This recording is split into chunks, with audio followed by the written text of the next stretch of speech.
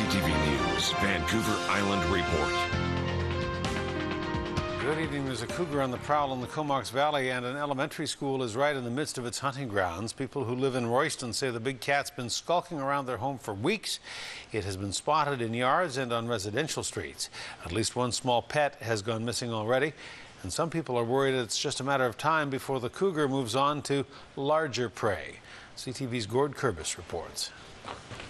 It's a neighborhood on high alert. People living in this quiet Royston subdivision fear at least one large cougar is on the prowl, and they're not pleased about it. It's like living in this fear that we don't need. I mean, we moved here because it's close to school, it's beautiful, it's quiet, but, you know, there's cougars. DEANNA PAPINEAU is one of those who has been passing information on the cougar's actions along to neighbors. The big cat has been seen in the area for the past few months, making a fresh appearance this morning. She says her calls to the wildlife reporting hotline don't seem to be taken seriously. How could you not take this as, why can you not get somebody out here to deal with the situation? So it's totally frustrating. Her next-door neighbor tells me the cat has made no less than 3 visits to this backyard. She fears the cougar is eyeing her small dogs. The cougars in her yard, her dogs are going ballistic, and it's jumped the fence.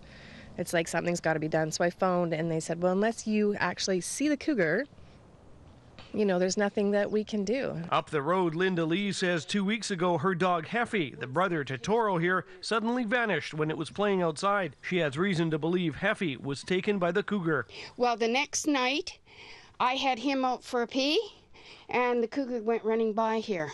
So you've actually seen it? Yes. Julie Bird hasn't seen the cougar but knows from watching the reaction of her domestic and farm animals that it seems to be right next door. Given my dog's behavior, I'm pretty sure it's here. They've been carrying on at that fence line since September. It's getting hungrier, and I hear that it has cubs. What neighbors say they are most concerned about is how close those cougar sightings have come to this elementary school. They're worried about the safety of young children walking to and from the school grounds. They say the last thing they want to see is a repeat of that attack that happened in Ucluelet. And it's not scared of people. Right. You know, it's showing up in the middle of the day. It's a little ridiculous. They need to do something.